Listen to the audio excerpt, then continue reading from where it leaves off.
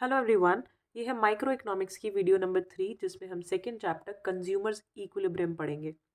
इससे पहले मैंने चैप्टर 1 कराया है, वीडियो नंबर 1 और 2 आप उसको जाके देख सकते हो। तो हम स्टार्ट करते हैं कंज्यूमर्स इक्विलिब्रियम। अगर आपको ये हैंड रिटन नोट्स चाहिए जिनसे मैं पढ़ा रही हूँ तो आप डिस्क्रिप्शन में एक नंबर दिया है, व्हाट्सएप नंबर, उस पर कॉन्टैक्ट कर सकते हैं। तो फर्स्ट टॉपिक हमारा इस चैप्टर का है कंज्यूमर। क्योंकि नाम चैप्टर का है कंज्यूमर्स इक्विलिब्रियम, तो सबसे पहले कंज्यूमर कौन होता है और फिर हम जानेंगे इक्विलिब्रियम का मतलब क्या है। तो कंज्यूमर मतलब वो इंसान जो कोई भी गुड्स को यूज़ कर रहा है, जो सामान खरीद रहा है, कोई सर्विसेज को यूज़ कर रहा है, वो इंसान कंज्यूमर है। किस लिए कर रहा है वो ये चीज़? अपनी इच्छाओं को सेटिस्फाई करने के लिए, अपनी वांट्स को, नीड्स को सेटिस्फाई करने के लिए। So consumer is the person who buys goods and services for satisfaction of his wants. Next आता है इक्विलिब्रियम का मतलब। पहले मैं आपको यहीं थोड़ा सा क्लियर कर देती हूँ, फिर आगे इसको डिटेल में पढ़ेंगे। इक्विलिब्रियम का मतलब होता है बैलेंस सिचुएशन, जहाँ पे कुछ चीज़ें इक्वल हैं, बराबर हैं, बैलेंस्ड हैं। तो कंज्यूमर्स इक्विलिब्रियम चैप्टर का जो नाम है उसका मतलब हुआ कि एक इंसान जो चीज़ें खरीद रहा है, सर्विसेज ले रहा है, वो बैलेंस्ड कब फील करेगा, सेटिस्फाइड कब फील करेगा, या इक्विलिब्रियम में कब फील करेगा, उसको हम स्टडी करते हैं, उन थ्योरीज को पढ़ते हैं। नेक्स्ट टॉपिक है हमारा यूटिलिटी। नेक्स्ट वर्ड है utility. Utility refers to the want satisfying power of a commodity. Commodity मतलब क्या है? कोई भी सामान। किसी भी सामान को खरीदने से जो आपको सेटिस्फैक्शन मिलती है उसको हम यूटिलिटी कहते हैं। ठीक है, मान लो कि मुझे एक आइसक्रीम खाना है, मुझे एक आइसक्रीम खा के कितनी सेटिस्फैक्शन मिल रही है उसको हम इकोनॉमिक टर्म्स में यूटिलिटी बोलते हैं। राइट। अब यूटिलिटी को मेजर करने के लिए, या इक्विलिब्रियम को मेजर करने के लिए, या कंज्यूमर की इस स्टडी को करने के लिए हमारे पास दो अप्रोचेज हैं, यानी दो मेथड्स हैं, दो तरीके हैं। पहली अप्रोच है कार्डिनल अप्रोच और दूसरी है ऑर्डिनल अप्रोच। कार्डिनल अप्रोच, आपने बचपन में नंबर सुने होंगे, ये वर्ड सुने होंगे, पर ये आपको शायद हो सकता है अभी याद ना हो। कार्डिनल एंड ऑर्डिनल नंबर्स, इनका मतलब क्या होता है? कार्डिनल बना है काउंटिंग से, काउंटिंग जैसे 1 2 3 4 5 6, कार्डिनल। सो पर्टिकुलर नंबर है उसको हम कार्डिनल नंबर कहते हैं। ऑर्डिनल नंबर का मतलब ये वर्ड बना है ऑर्डर से। ऑर्डर मीन्स रैंक, जैसे फर्स्ट सेकंड। तो अगर मैं आपको बोलूँ कि फर्स्ट, सेकंड, थर्ड, इस तरह से, तो ये हुआ ऑर्डिनल नंबर्स, यानी ये ऑर्डर में है, फर्स्ट कौन है, सेकंड कौन है, मैं रैंक कर रही हूँ या ग्रेड्स दे रही हूँ किसी को। कार्डिनल मीन्स काउंट करना, 1 2 3 4 5 6, जितने भी नंबर्स हैं आपके नॉर्मल डिजिट्स हैं, तो कार्डिनल हो गए। अब ये दोनों का मतलब कैसे इस इकोनॉमिक्स में आया है, इस चैप्टर में हम क्यों इसको यूज़ कर रहे हैं, वो आपको आगे समझ आ जाएगा। अभी आप बस इनका ये मतलब समझ लो कि कार्डिनल मतलब न्यूमेरिक टर्म्स में हम किसी चीज़ को काउंट कर रहे हैं, यानी 1 2 3 के टर्म्स में काउंट कर रहे हैं। और ऑर्डिनल थ्योरी, ऑर्डिनल अप्रोच का मतलब हम यहाँ पे ऑर्डर और रैंक के बेसिस पे किसी चीज़ को स्टडी कर रहे हैं। अब आगे बढ़ते हैं। नेक्स्ट वर्ड आता है टोटल यूटिलिटी। टोटल यूटिलिटी का मतलब है जितनी भी कंजम्पशन आप कर रहे हो, सारे यूनिट को कंज्यूम करके आपको टोटल तसल्ली जितनी भी मिल रही है। जैसे कि मान लो मैंने एक आइसक्रीम खाया, तो इसको मैं एक एग्जांपल से समझाती हूँ आपको। हम थोड़ा सा आगे चलते हैं जिससे आपको थोड़ी और क्लैरिटी आए। एक टेबल देखो, यहाँ पे मान लेते हैं कोई कंज्यूमर है, आप अपने आप को इमेजिन कर सकते हो, वो आइसक्रीम खा रहा है। ठीक है, उसने पहली आइसक्रीम खाई तो उसको बहुत अच्छा लगेगा, ही विल फील, उसको सबसे ज़्यादा सेटिस्फैक्शन होगी, सबसे ज़्यादा मज़ा आएगा। तो पहली आइसक्रीम खाने पर मान लेते हैं उसको 20 की सेटिस्फैक्शन होती है। यहाँ पे अब आप बोल सकते हो कि यार सेटिस्फैक्शन को तो हम मेजर नहीं कर सकते। तो अभी के लिए इकोनॉमिक्स को पढ़ने के लिए, इन थ्योरीज को पढ़ने के लिए हम मान के चल रहे हैं, वी आर एज्यूमिंग कि हम सेटिस्फैक्शन को, जो हमें तसल्ली होती है, उसको हम यूटिल्स में मेजर कर सकते हैं, यूटिलिटी को यूटिल्स में मेजर कर सकते हैं। ठीक है, तो मान लो मैंने एक आइसक्रीम खाई और एक आइसक्रीम खा के मुझे 20 यूटिल्स की सेटिस्फैक्शन हुई। ठीक है, तसल्ली हुई। अब सेम टाइम पे मैं आपको फिर से दूसरी आइसक्रीम ऑफर करती हूँ, आपको बोलती हूँ दूसरी खाओ। तो आपको पहली वाली आइसक्रीम में जो मज़ा आया होगा वो सेकंड में उतना नहीं आएगा। अच्छा तो लगेगा क्योंकि आइसक्रीम आपको पसंद है, लेकिन उतना मज़ा नहीं आएगा। तो यूटिलिटी क्या होगी? कम हो गई। राइट।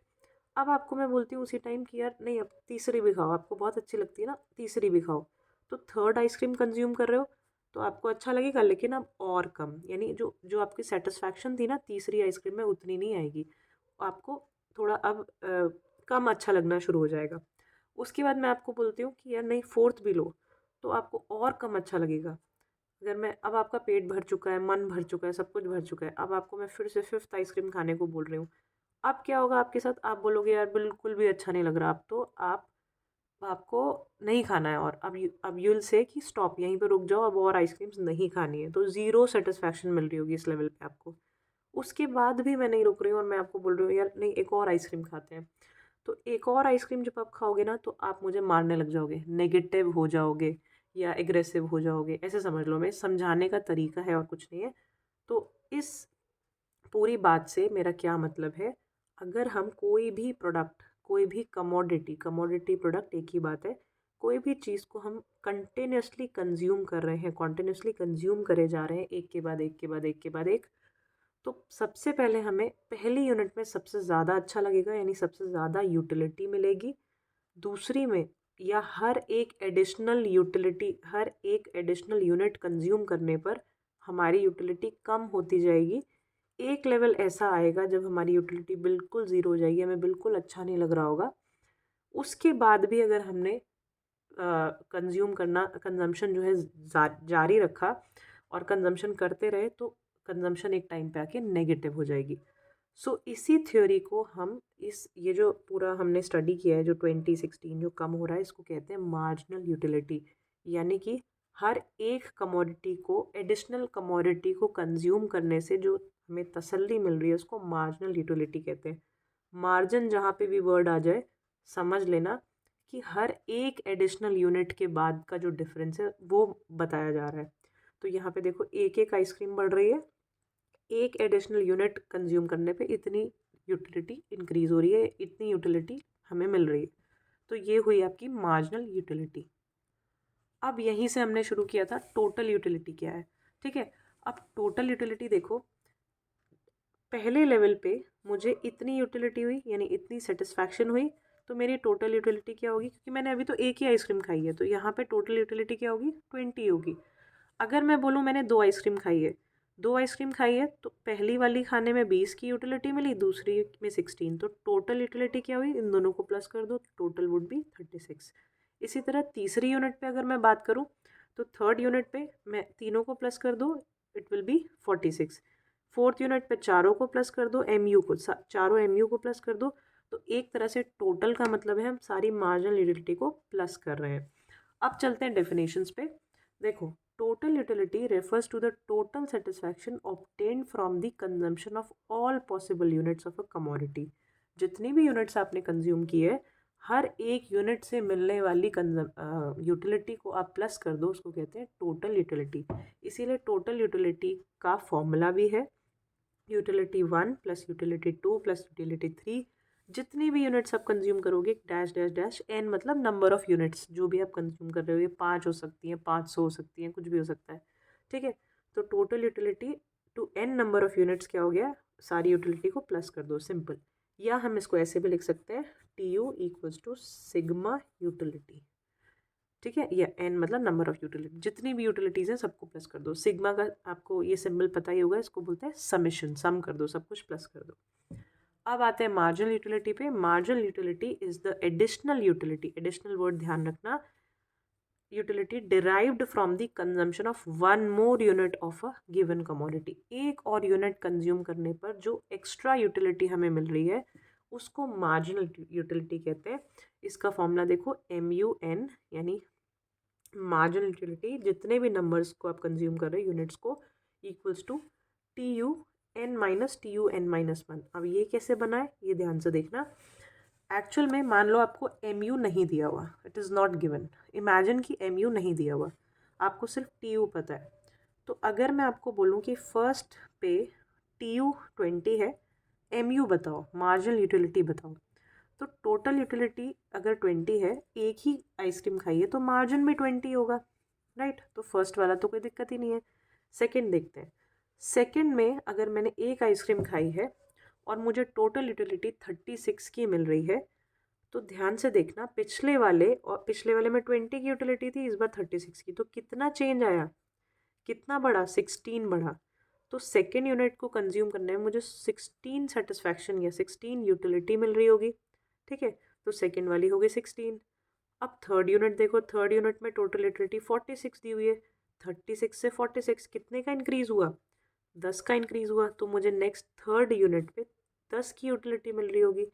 तो अब यहाँ पे आपको देखना है कि मैं क्या कर रही हूँ, पिछले वाले में से ये वाला माइनस कर रही हूँ, पिछले वाले इसमें से पिछला वाला माइनस कर रही हूँ।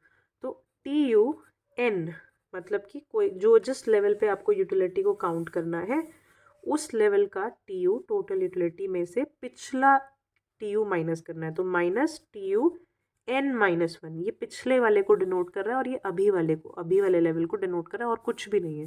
ठीक है, तो पिछले वाले से डिफरेंस निकालते जाओ, आपको ये MUN मिलता जाएगा। इसके अलावा मार्जिनल यूटिलिटी निकालने का एक और तरीका है, change in TU upon change in quantity.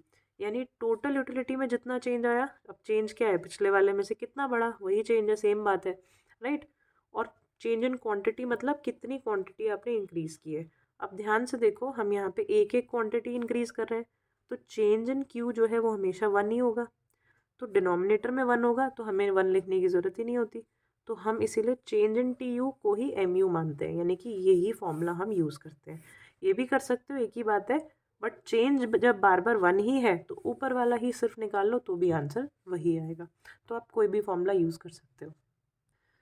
I hope आपको यहाँ पे टोटल यूटिलिटी और मार्जिनल यूटिलिटी का मतलब समझ आ गया होगा। अब हम नेक्स्ट टॉपिक की तरफ बढ़ेंगे। अब इसी यूटिलिटी को, ये जो था आपका TU और MU का जो शेड्यूल था, शेड्यूल मतलब टेबल थी, इसी टेबल को अगर हम ग्राफ पे बनाएं, अब ध्यान से सुनना जो मैं बात आपको बता रही हूँ, इसी टोटल यूटिलिटी को मैंने ग्राफ पे प्लॉट किया। तो देखो ध्यान से, सबसे पहले मैं थोड़ा सा ये रब कर देती हूँ जो मैंने पेंसिल से कुचड़ मुचड़ कर दिया है।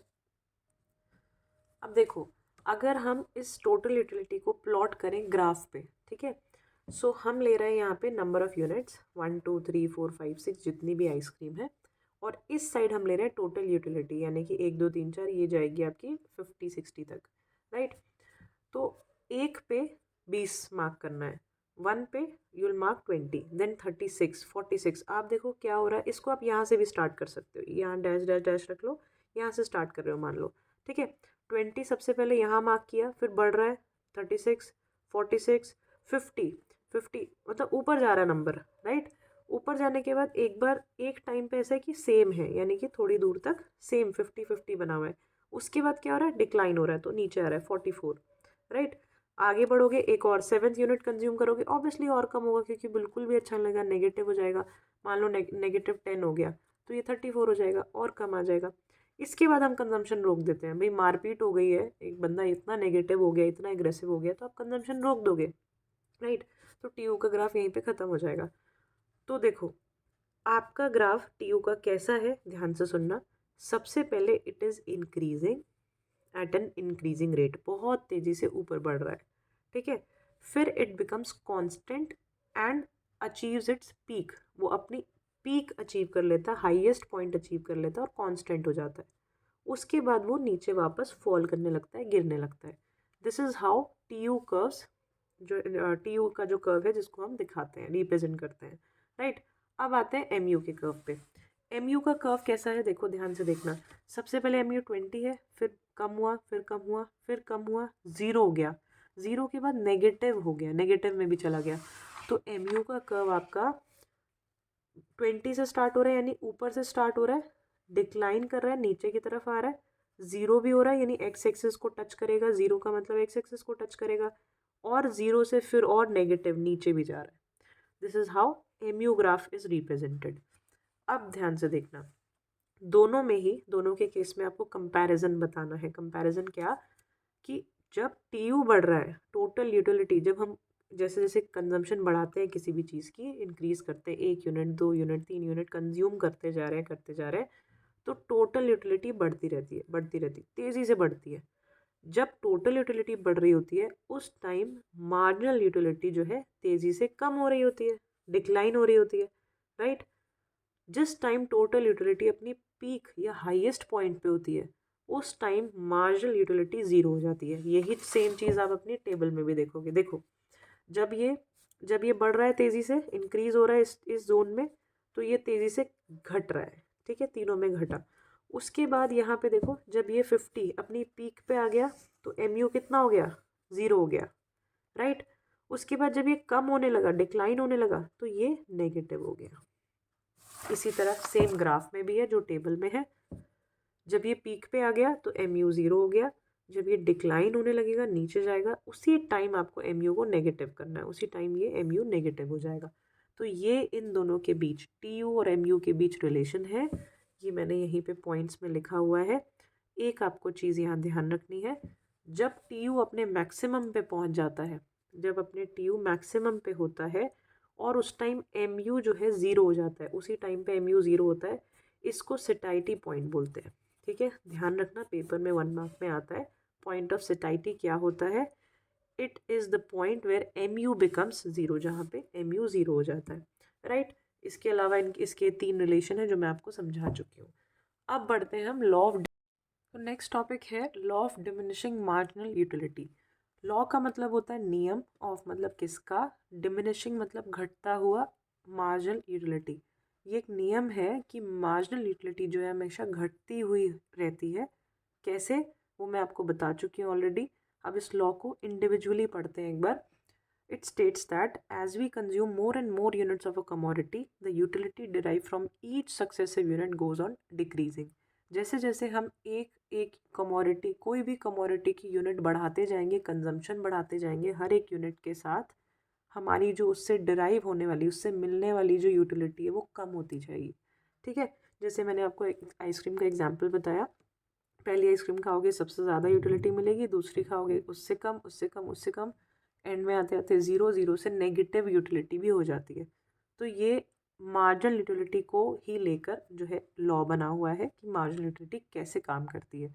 अब ये तभी करेगी जब कुछ चीज़ें हमारी ऐसे होंगी जैसे हम यहाँ अजम्पशंस में मान रहे हैं। तो ये जो लॉ तभी वैलिड है जब ये चीज़ें होंगी, ये कंडीशंस है। तो अजम्पशंस में पहली अजम्पशन ये कि हम मान के चलते हैं, हम यूटिलिटी को यानी सेटिस्फैक्शन को मेजर कर सकते हैं कि कार्डिनल, अभी मैंने आपको बताया था काउंटिंग की तरह 1 2 3 4, हम किसी भी चीज़ को कार्डिनल नंबर्स में मेजर कर सकते हैं, यानी यूटिलिटी को मेजर कर सकते हैं। पहली चीज़, एक्चुअल में आप मेजर नहीं कर सकते, आप कितनी खुशी हो रही है, कितना बुरा लग रहा है, कितना सेटिस्फैक्शन मिल रही है, इनको आप मेजर नहीं कर सकते प्रैक्टिकली। बट हम यहाँ इस थ्योरी को समझने के लिए इकोनॉमिक्स में मान के चल रहे हैं कि हम मेजर कर सकते हैं। उसके अलावा मॉनेटरी मेजरमेंट ऑफ यूटिलिटी, यानी कि हर पैसे को खर्च करने पर कितनी सेटिस्फैक्शन होती है, हम उसको भी मान के चलते हैं कि उसको भी मेजर किया जा सकता है, राइट। इसके अलावा तीसरी अजम्पशन है कि हमारी जो कंजम्पशन होगी वो कॉन्टिन्यूसली होगी, कंटिन्यूसली लगातार होगी। यानी अगर आपने पहले दिन आइसक्रीम खाया तो ऐसा नहीं कि अब आप अगली आइसक्रीम, जो सेकंड यूनिट है आइसक्रीम की, वो अगले दिन खा रहे हो या अगले महीने खा रहे हो। ऐसे अगर करोगे तो हो सकता है मार्जिनल यूटिलिटी जो है आपको अगले दिन ज़्यादा अच्छी लगे आइसक्रीम, या अगले महीने खाने पे और अच्छी लगे और ज़्यादा सेटिस्फैक्शन दे रही हो। तो हम ये मान के चलेंगे इस थ्योरी में कि जो कंजम्पशन हो रही है वो कॉन्टिन्यूसली हो रही है, उसी टाइम पे हो रही है, लगातार, विदाउट अ ब्रेक।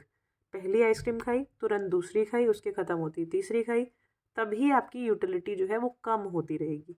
ठीक है, गैप दे दोगे तो यूटिलिटी चेंज हो जाएगी, राइट। नेक्स्ट आता है no change in the quantity और साइज शेप ऑफ द, इसमें ऐड कर लेना quality size shape of the commodity we are consuming. तो जो भी क्वांटिटी आप कंज्यूम कर रहे हो, जो भी कमोडिटी कंज्यूम कर रहे हो, उसमें कोई भी चेंज नहीं आएगा, उसकी क्वालिटी को लेके, उसके साइज़ को लेके, कुछ भी नहीं। जो सेम प्रोडक्ट पहले यूनिट पे आपने कंज्यूम किया था वही सेम प्रोडक्ट हर यूनिट में कंज्यूम किया जाएगा। अगर क्वालिटी चेंज हो गई, क्वांटिटी चेंज हो गई, मान लो आपको अच्छी क्वालिटी नेक्स्ट यूनिट में मिल गई, तो आपको सेटिस्फैक्शन भी ज़्यादा मिलेगी। आपको पहली वाली आइसक्रीम पसंद नहीं आई लेकिन अगली वाली आइसक्रीम बड़ी थी ज़्यादा, या हो सकता है अगली वाली आइसक्रीम ज़्यादा अच्छे फ्लेवर की थी, तो आपकी तो मार्जिनल यूटिलिटी चेंज हो जाएगी, सेटिस्फैक्शन चेंज हो जाएगी। तो हम मान के चलते हैं कि क्वालिटी में, क्वांटिटी में कोई चेंज नहीं आ रहा है, ठीक है। इसके अलावा जो कंज्यूमर है वो रैशनल है, रैशनल मतलब समझदार है, वो अपनी समझ रखता है। ऐसा नहीं है कि वो बेवकूफ़ है या उसको मॉनेटरी टर्म्स को एनालिसिस करने में, या जो वो खा रहा है उसकी समझ ही नहीं है, वो क्या खा रहा है, उसको कितना अच्छा लग रहा है, उसको सेंस ही नहीं है। तो सेंसलेस कंज्यूमर नहीं है, एक समझदार इंसान है जो पैसे को सही तरीके से उपयोग करना जानता है। नेक्स्ट आता है MU of money remains constant. इसको यहाँ पे समझने की ज़रूरत है। MU ऑफ मनी यानी मार्जिनल यूटिलिटी ऑफ मनी। पैसे को खर्च करने पर हमें कितनी तसल्ली मिल रही है, हर 1 रुपए को खर्च करने पे कितनी तसल्ली मिल रही है, वो भी कांस्टेंट रहनी चाहिए। यानी कि ऐसा नहीं कि मैंने 10 रुपये आज खर्च किए तो मुझे आज तो बहुत अच्छा लगा, लेकिन वही 10 रुपये खर्च करने पर कल खर्च करने में मुझे अच्छा नहीं लगा। ऐसा नहीं, अगर मैं हर 1 रुपये पे जितना मुझे जो सेटिस्फैक्शन मिलती है वही हर दिन मिले, यानी हर रुपए को खर्च करने की भी सेटिस्फैक्शन सेम रहे, कांस्टेंट रहे। ठीक है। इसके अलावा income and price of the commodity should be fixed, या income of consumer should be fixed. ऐसा नहीं होना चाहिए बीच में कि आपकी income during the consumption process, during the ये जिसमें हम ये थ्योरी पढ़ रहे हैं उसके दौरान आपकी बीच में इनकम चेंज हो गई है। ऐसा नहीं होना चाहिए, क्योंकि अगर आपकी इनकम चेंज हो गई तो आपकी कंजम्पशन का पैटर्न और यूटिलिटी भी चेंज हो जाएगी। आपकी इनकम एकदम से ज़्यादा हो गई तो हो सकता है आपको वो आइसक्रीम अब उतनी अच्छी नहीं लगे। आप एक 10 रुपये की आइसक्रीम खा रहे हो, आपकी इनकम 10,000 रुपये है। मान लो बीच में आपको एक फ़ोन आता है कि आपका प्रमोशन हो गया, आपकी इनकम 50,000 हो गई है, तो आप बोलोगे मैं 10,000 की आइसक्रीम नहीं खा 10 रुपये की आइसक्रीम नहीं खाऊंगा, मैं मेरे को 100 की आइसक्रीम दो। ठीक है। तो आपके लिए वो 10 की आइसक्रीम की वैल्यू ही बदल गई पूरी। तो आपकी बीच में इनकम चेंज नहीं होनी चाहिए। इसी का उल्टा भी वही कि आपकी इनकम अगर कम हो गई, ठीक है, बीच में आपने 10 रुपये की आइसक्रीम खा रहे थे आप, आपकी इनकम और कम हो गई तो आपको 10 की भी अच्छी नहीं लगेगी, आपको लगेगा यार ये तो बहुत महंगी पड़ गई। ठीक है, एकदम से आपकी सेटिस्फैक्शन चेंज हो जाएगी आपकी इनकम चेंज होती ही। तो इनकम भी फिक्स रहनी चाहिए, उस आइसक्रीम का, उस कमोडिटी का प्राइस भी सेम रहना चाहिए। अगर 10 की मिल रही है तो अगली यूनिट भी 10 की, तीसरी यूनिट भी 10 की, फोर्थ भी 10 की, हमेशा प्राइस सेम। इसके अलावा परफेक्ट नॉलेज। परफेक्ट नॉलेज मतलब कि जो कंज्यूमर है उस प्रोडक्ट के बारे में पूरी तरह से नॉलेज रखता है, पूरी जानकारी रखता है। ऐसा नहीं कि उसको पता ही नहीं है वो क्या कंज्यूम कर रहा है। ठीक है। तो ये कुछ चीज़ें हैं जो हमें मान के चलनी है कि ऐसा होगा, तभी ये जो लॉ है, law of diminishing marginal utility, ये वैलिड है। अब अगर ये पेपर में आता है, ये 3 to 4 मार्क्स में आपको देखने को मिलेगा, तो आपको इसके कुछ एजम्पशंस लिखने होते हैं कि हम मान के चलते हैं ये लॉ है, ये इसकी डेफिनेशन है, उसके पास ये एजम्पशंस हैं, हम मान के चलते हैं तभी ये लॉ वैलिड है जब ऐसा होगा। इसके बाद आपको बनाना होता है schedule. Schedule means the table, वही टेबल जो हम ऑलरेडी पढ़ चुके हैं। आप कोई भी एक कमोडिटी ले लो, उसकी यूनिट्स यहाँ पे लिखो, 1 2 3 4 5, आप कंज्यूम करते जा रहे हो, करते जा रहे हो, 5 6 7 जितना भी चाहो। टोटल यूटिलिटी आप इमेजिन करो, कोई भी एक नंबर से स्टार्ट करो, उसको तेज़ी से बढ़ाओ, देन स्टेबल रखो एंड देन कम करो। ठीक है। उसी तरह से मार्जिनल यूटिलिटी, उनका डिफरेंस होगा। पहले आप मार्जिन यूटिलिटी बना लो तो ज़्यादा अच्छा है। तो मार्जिनल यूटिलिटी में आपको कहीं एक नंबर से स्टार्ट करना है। ठीक है, कुछ भी हो सकती है। पहली यूनिट कंज्यूम करने में मान लो 40 की यूटिलिटी मिली, 20 की यूटिलिटी मिली, उसके बाद उसको कम करते जाओ, कम करते जाओ, एक टाइम एक लेवल पे ज़ीरो कर दो, ज़ीरो के बाद उसको नेगेटिव कर दो। This is how marginal utility works, right. इसी को MU को अब ग्राफ में प्लॉट करोगे तो ऊपर से स्टार्ट होगी, नीचे जाते हुए ज़ीरो भी होगी और फिर नेगेटिव भी होगी। तो ये आपका कंप्लीट होता है law of diminishing marginal utility, definition, उसके बाद assumptions, schedule and graph, then explanation. Zero वाले पॉइंट पे जब MU ज़ीरो होता है, इसको पॉइंट ऑफ सेटाइटी बोलते हैं, ये आपको ध्यान रखना है। अब हम बढ़ते हैं कंज्यूमर्स इक्विलिब्रियम पे। कंज्यूमर इक्विलिब्रियम क्या सिचुएशन है? It refers to a situation, ये एक ऐसी सिचुएशन है जब एक consumer is having maximum satisfaction with limited income and has no tendency to change his way of existing expenditure। ध्यान से समझना, कंज्यूमर इक्विलिब्रियम, इक्विलिब्रियम का मतलब है जब वो बैलेंस्ड है, कुछ चीज़ इक्वल है यानी कि बैलेंस सिचुएशन में है। एक कंज्यूमर, या आप अपने आप को एज अ कंज्यूमर इमेजिन करो और सोचो कि आपको सबसे ज़्यादा तसल्ली या बैलेंस्ड कब लग रहा होगा।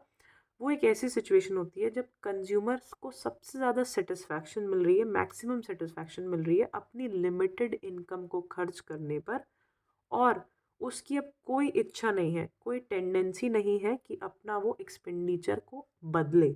जिस तरह से वो अपना खर्चा कर रहा है उसको बदलना भी नहीं है, वो कंप्लीट सेटिस्फैक्शन में है, उसको अच्छा लग रहा है।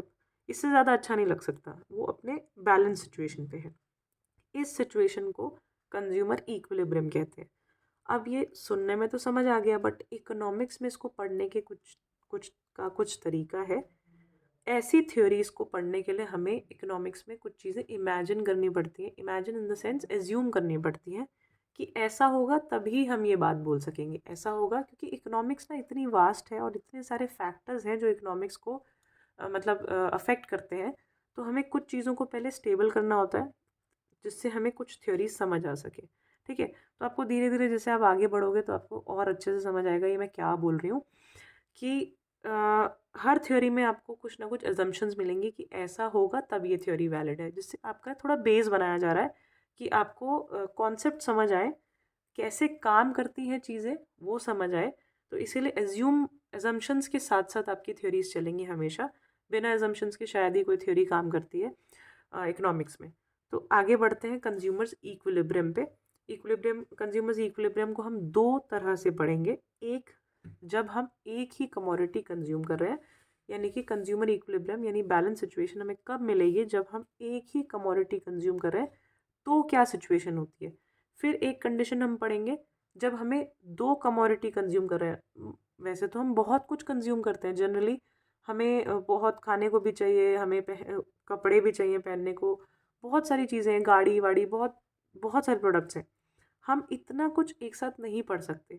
तो आपको बस कॉन्सेप्ट क्लियर करने के लिए, बेस समझाने के लिए, आपको सोचने का तरीका समझाने के लिए आपको एक केस बना के दिया हुआ है कमोडिटी, एक कमोडिटी के साथ, और दूसरा केस बना के दिया आपको टू कमोडिटीज़ के साथ। आपके सिलेबस में बस दो कमोडिटी तक है। ठीक है, तो अब पहले कमोडिटी को देखते हैं।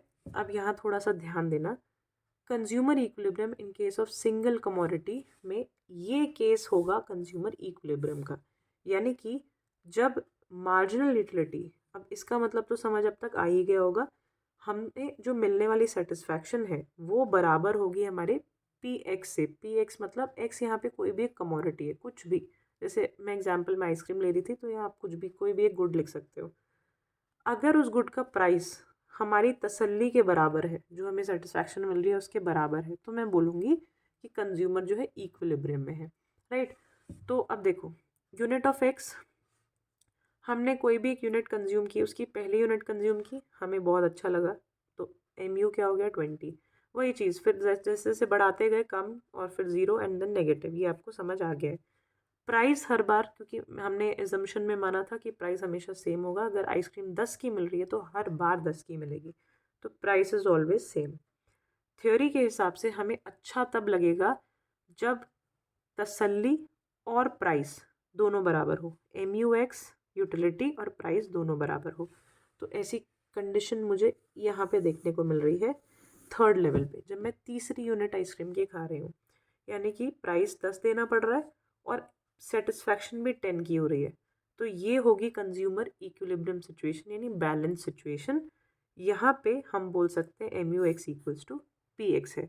उससे पहले वाले सिचुएशंस में इसकी कंजम्पशन जब हम कर रहे थे 1 और 2 यूनिट की, तो MUX जो था PX से ज़्यादा था, यानी यूटिलिटी ज़्यादा मिल रही थी, प्राइस उतना नहीं देना पड़ रहा था हमें। ठीक है, इसके अलावा नीचे वाले सिचुएशंस में क्या है कि कंज्यूमर को प्राइस ज़्यादा देना पड़ रहा है, यूटिलिटी उतनी नहीं मिल रही। 10 रुपये खर्च करने पे 4 की यूटिलिटी मिल रही, 10 रुपये खर्च करने में बिल्कुल अच्छा नहीं लग रहा। ठीक है, तो यहाँ पे भी कंज्यूमर इक्विलिब्रियम नहीं है, यहाँ पे भी नहीं है। इक्विलिब्रियम कहाँ है, जब MUX PX के बराबर है। अच्छा, अब इस सिचुएशन में अगर कंज्यूमर होगा तो कंज्यूमर, देखो ध्यान से समझना, आप बोलोगे यार मुझे तो सबसे ज़्यादा इस सिचुएशन में लगेगा कि मेरे को कम पैसा देना पड़ रहा है और ज़्यादा सेटिस्फैक्शन मिल रही है, लेकिन हम यहाँ बात कर रहे हैं कंज्यूमर इक्विलिब्रियम की, बैलेंस सिचुएशन की। यहाँ पे आपको बिल्कुल बैलेंस्ड फील नहीं होगा। क्यों? क्योंकि आप हर बार चाहोगे कि मैं और कंज्यूम करूँ। 10 रुपये खर्च करने पे आपको 20 के सेटिस्फैक्शन मिल रही है, तो आप कंजम्पशन और बढ़ाना चाहोगे। आप बैलेंस सिचुएशन में नहीं हो, आप अभी कंजम्पशन और बढ़ाना चाहोगे कि यार 10 रुपये का तो और ख़रीद ले अभी तो, क्योंकि आपको अच्छा ज़्यादा लग रहा है। ठीक है, तो आप कंजम्पशन बढ़ाना चाहोगे, तो ये बैलेंस सिचुएशन नहीं हो सकती। इसमें आप क्या करोगे, देखो 10 रुपये खर्च कर रहे हो, तसल्ली कम मिल रही है, तो यहाँ पे आप कंजम्पशन कम करना चाहोगे। क्यों? आप चाहोगे यार 10 रुपये दे रहा हूँ, फिर भी 0 तसल्ली मिल रही है, 4 तसल्ली मिल रही है, तो ये तो ख़त्म करो इसको, ये नहीं खर्चा करना। तो आप कंजम्पशन को कम करोगे। तो इसमें भी बैलेंस नहीं हो, इसमें भी बैलेंस नहीं हो, सिर्फ इस सिचुएशन में बैलेंस्ड हो। कौन सी सिचुएशन? 10 रुपये दिए, 10 की ही तसल्ली मिली। अब कोई इच्छा नहीं है उस तसल्ली को, उस सिचुएशन को चेंज करने की। You are satisfied, right. अब उसी चीज़ को हम ग्राफिकली देखते हैं। जो टेबल थी अभी, उसमें प्राइस जो था हर बार 10 था, तो बिल्कुल पैरेलल एक्स एक्सिस के ये रहा 10, ये प्राइस है। MUX जो मार्जिनल यूटिलिटी होती है वो हमेशा नीचे जाती हुई होती है, 0 होती हुई, और फिर नेगेटिव हो जाएगी। तो MU का कर्व ये रहा। इक्विलिब्रियम कंडीशन वो जब MUX PX के बराबर हो, तो ये रहा इक्विलिब्रियम पॉइंट। ग्राफिकली बता रही हूँ मैं उस टेबल को। PX और MUX दोनों यहाँ मिल रहे हैं, तो ये इक्विलिब्रियम हो गया, जिसमें ये सिचुएशन है। इस साइड हमने MU यूटिलिटी और प्राइस दिखाया है, इस एक्स एक्सिस पे हम यूनिट्स दिखा रहे हैं। दैट्स इट, ये आपका ग्राफ कंप्लीट है, राइट। आई होप आपको consumer equilibrium in one commodity case समझ आया होगा। अब चलते हैं consumer equilibrium in case of two commodities. कब इक्विलिब्रियम मिलेगा? जब हम दो कमोडिटी कंज्यूम कर रहे हैं। ये जो टॉपिक है इस वीडियो का लास्ट टॉपिक है, अदरवाइज वीडियो बहुत लंबी हो जाएगी। आधा चैप्टर जो इसका बचेगा वो मैं नेक्स्ट वीडियो में कवर कराऊंगी। अभी देखते हैं consumer equilibrium in case of two commodity. दो कमोडिटी का केस है MUX equal upon PX equals to MUY upon PY equals to MUM। अब ये क्या है? तो marginal utility of X commodity, मान लो अब आइसक्रीम भी खा रहे हो और एक चॉकलेट भी खा रहे हो, तो एक्स हो गया आपका आइसक्रीम और वाई हो गया चॉकलेट। दो कमोडिटी यूज़ कर रहे हो। हम तो बहुत कुछ यूज़ करते हैं, बट आपको सिर्फ थ्योरी बताने के लिए हम यहाँ दो कमोडिटीज़ को स्टडी कर रहे हैं। तो marginal utility of x upon price of x, इनको डिवीजन में रखो, और ऐसे ही दूसरे जो प्रोडक्ट आप यूज़ कर रहे हो, कमोडिटी यूज़ कर रहे हो, उनका मार्जिनल यूटिलिटी और प्राइस डिवीजन में रखो। ये दोनों का ही रेशियो बराबर होना चाहिए मार्जिनल यूटिलिटी ऑफ मनी के। This is called, this M is for money, ठीक है। हर 1 रुपये खर्च करने पर मुझे जितनी सेटिस्फैक्शन होनी चाहिए उसके बराबर होनी चाहिए हर कमोडिटी का यूटिलिटी और प्राइस का रेशो। तो ये कंडीशन आपको याद रखनी है कंज्यूमर इक्विलिब्रियम दो कमोडिटी के केस के लिए। अब समझते हैं, जब ये आप समझ लोगे तो आपको ये इक्वेशन भी समझ आ जाएगी, ये सिचुएशन समझ आ जाएगी, ठीक है। तो सबसे पहले इस टेबल पे ध्यान दो, इस शेड्यूल पे ध्यान दो। हम वही कर रहे हैं, यूनिट्स कंज्यूम कर रहे हैं एक एक करके हर एक चीज़ की। मान लो आइसक्रीम की ये रही और चॉकलेट्स की ये रही। तो आइसक्रीम की जो कमोडिटी है उससे मुझे यूटिलिटी मिल रही है, पहले मिली सबसे ज़्यादा 100, फिर दूसरी यूनिट खाई तो 90, तीसरी यूनिट खाई 80, ऐसे ऐसे कम होती गई। ऐसे ही सिमिलरली मैंने चॉकलेट खाया, तो चॉकलेट खाया लेट्स से मुझे पहली चॉकलेट खाने पे 35 की यूटिलिटी मिली, क्योंकि हर प्रोडक्ट की यूटिलिटी अलग अलग होती है। ध्यान रखना, आप अगर कोई भी चीज़, आप लेट्स से आइसक्रीम खरीद रहे हो, आपको अच्छा लगेगा, लेकिन वो अलग लेवल होगा। चॉकलेट खरीद रहे हो वहीं पे, उसका अलग सेटिस्फैक्शन होगा, दोनों का सेम नहीं होगा कि एक चॉकलेट और एक ice cream would give you same satisfaction. Satisfaction दोनों की ज़्यादा होगी पहली यूनिट में, लेकिन अलग अलग होगी, राइट। तो मान लो चॉकलेट खाने पे आपको 35 की सेटिस्फैक्शन मिल रही है, फिर जैसे जैसे कंजम्पशन बढ़ा रहे हो, यूनिट बढ़ा रहे हो, सेटिस्फैक्शन कम हो रही है, राइट। 3 कॉलम्स आपको क्लियर हो गए। अब देखते हैं यहाँ पे थोड़ा सा नज़र डालो, मनी इनकम। मान लो आपकी इनकम 60 रुपीज़ है। ये बहुत फेमस एग्जाम्पल आपको हर बुक्स में मोस्टली देखने को मिल जाएगा, आपको ये समझाते हुए। मनी इनकम आपकी 60 रुपीज़ है, यानी आप टोटल इतना कमाते हो। अब जितना कमाते हो उतना ही तो स्पेंड करोगे, ठीक है, उससे ज़्यादा स्पेंड नहीं कर सकते। तो 60 रुपीज़ जो है आपकी इनकम है। पहले गुड का प्राइस, अब ये सब कुछ हम एज्यूम कर रहे हैं, आपको समझाने के लिए हम मान के चल रहे हैं ये सब है, ये सिचुएशन बता रही हूँ मैं आपको भी। पहले गुड का प्राइस 10 रुपये है, दूसरे गुड का जो प्राइस है वो 5 रुपये है। इसका प्राइस 10 रुपये, इसका प्राइस जो है 5 रुपये, राइट। तो अब ध्यान से देखना, पहली यूनिट कंज्यूम की, इतनी सेटिस्फैक्शन मिली इतने रुपए में, 10 रुपये खर्च करने पे 100 की सेटिस्फैक्शन मिली। दोनों का रेशो ये देखो, यहाँ पे रेशो MUX अपॉन PX 10 आया। सेकेंड यूनिट खर्च की, तसल्ली कम हो गई 90, दोनों को डिवाइड किया, 9 का रेशो आया। इसी तरह MUX अपॉन PX का कॉलम मैंने बना दिया, ठीक है। ऐसे ही MUY अपॉन PY का कॉलम बनाओ। प्राइस ऑफ Y कितना है? 5 रुपये की है ये। तो 1 यूनिट खरीदी, 35 रुपये की तसल्ली मिली 5 रुपये खर्च करने पे, तो 7 डिवाइड कर दो 35/5, ऐसे ही 30/5, 25/5, 20/5, 15/5, इस तरह से ये आपका ये रेशो आ गया वाई वाली कमोडिटी का। अब देखो इसका मतलब क्या है, ध्यान से समझना जो अब मैं समझा रही हूँ। आपके पास कब ऐसी सिचुएशन क्रिएट हो रही है वो आपको ढूंढना है, जब मुझे सेटिस्फैक्शन जो है, सॉरी, जो M U X upon P X है, M U Y upon P Y और एम यू एम तीनों बराबर है, ये कब हो रहा है ऐसा। अब देखो पहले केस में ऐसा कब हो रहा है, देखो ये 7 है और ये भी 7 है। देखो M U X upon P X, P Y M U Y upon P Y दोनों इक्वल है। इसी तरह 6 इस केस में भी दोनों इक्वल आ रहे हैं, ऐसे यहाँ पे भी दोनों इक्वल आ रहे हैं।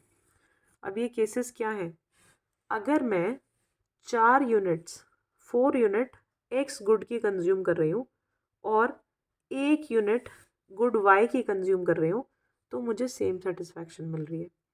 इसी तरह अगर मैं, ध्यान से समझना मेरी पेंसिल जहाँ जहाँ है, अगर मैं 5 यूनिट एक्स कमोडिटी की कंज्यूम कर रही हूँ और 2 यूनिट वाई कमोडिटी की कंज्यूम कर रही हूँ, तो मुझे सेम सेटिस्फैक्शन मिल रही है 6 की। ठीक है, इसी तरह अगर मैं 6 यूनिट एक्स कमोडिटी की कंज्यूम कर रही हूँ और 3 यूनिट वाई कमोडिटी की कंज्यूम कर रही हूँ, तो मुझे सेम सेटिस्फैक्शन मिल रही है। ठीक है, अब तीनों ही केस को थोड़ा सा स्टडी करते हैं। 4 unit of good X and 1 unit of good Y, 4 unit of good X and 1 unit of good Y, first case. इसमें मैं कितना खर्चा कर रही हूँ, देखो आपको यहाँ पे थोड़ा सा और समझाती हूँ मैं।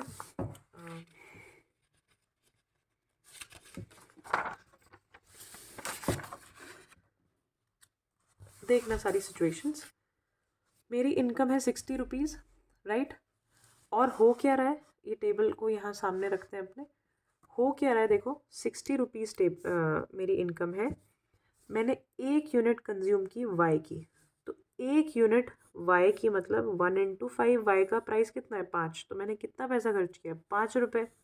ठीक है, इसी तरह 4 यूनिट कंज्यूम की एक्स गुड की, एक्स का प्राइस है 10 रुपये, तो 4 इंटू 10 यानी 40 रुपये एक्स को खर्च किया, एक्स पे खर्च किया, 5 रुपये वाई पे खर्च किया, तो टोटल खर्चा कितना हो गया एक्सपेंडिचर 40 + 5, 45 रुपीज़ मैंने खर्च कर दिए।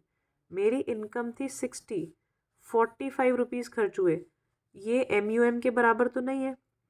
ध्यान से देखो फिर से मैं क्या कह रही हूँ, क्योंकि अगर फर्स्ट केस समझ आ गया तो बाकी केस भी समझ आ जाएंगे।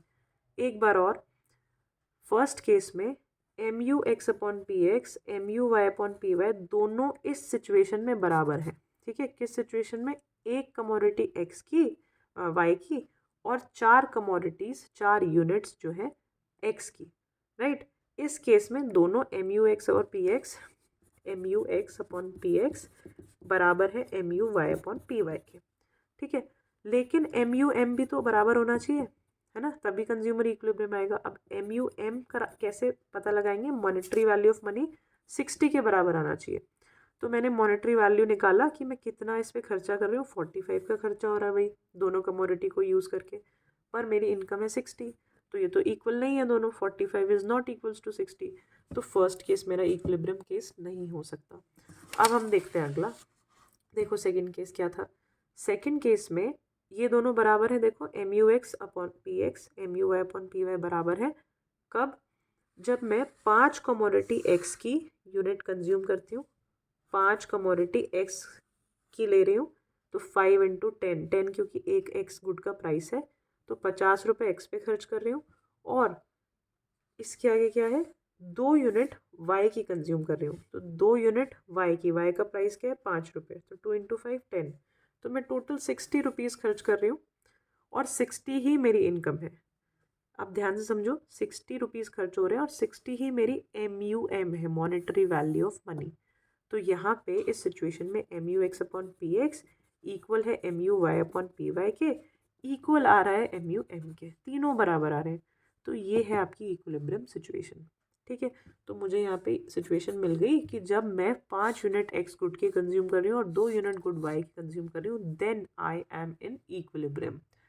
अब तीसरा केस, वैसे तो मिल गई सिचुएशन बट तीसरा भी देख लेते हैं, क्लैरिटी आ जाएगी। देखो लास्ट केस है आपका कि मैं ये दोनों इक्वल, देखो कब है, अब इसमें क्या हो रहा है, 6 यूनिट मैं एक्स कमोडिटी की यूज़ कर रही हूँ और 3 यूनिट वाई कमोडिटी की यूज़ कर रही हूँ।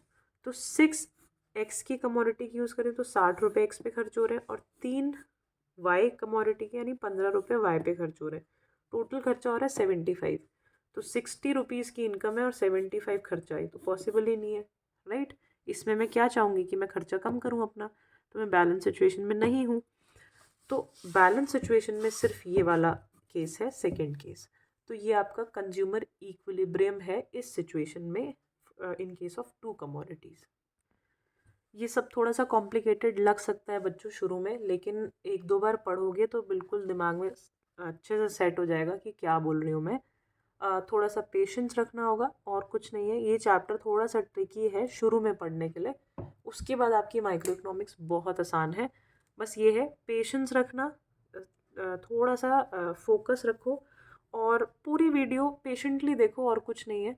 एक बार नहीं समझ आ रहा कोई बात नहीं, थोड़ा गैप लेके दोबारा देखो, थोड़ा और गैप लेके किसी और टीचर के का देखो।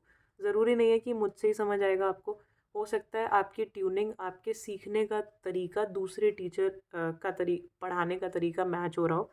तो अपने टीचर को ढूंढो, कौन सा टीचर आपके साथ बेस्ट सेट होता है और उनसे समझो। अलग अलग जितने अलग अलग टीचर्स को सुनोगे, जितनी जितनी अलग बुक रेफ़र करोगे, उतनी क्लैरिटी आएगी दिमाग में। बस और कुछ नहीं। Thank you.